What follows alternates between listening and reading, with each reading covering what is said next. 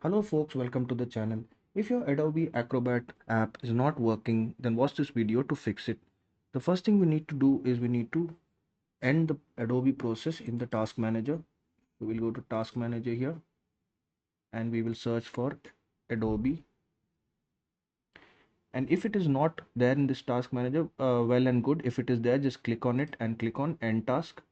Then we will restart the task Adobe Acrobat in the administrator mode.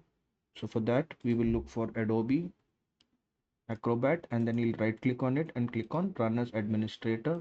Click on Yes and it should start working. If it doesn't, we can try running Adobe Acrobat in compatibility mode. So right click on the icon, click on Show More Options, Properties, and then click on Compatibility.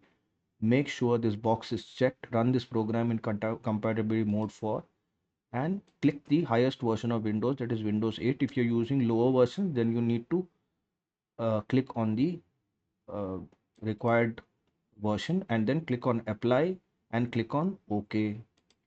Now it should start working, but if it doesn't, then we need to repair and reset and or uninstall and reinstall Adobe Acrobat app. So we'll right click on the settings start button, go to settings and then click on apps, installed apps, and we will look for Adobe Acrobat.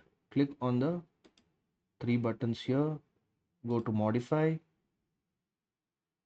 click on next, and then we will select the repair button and then click on next, and then we will click on update and it should repair the program.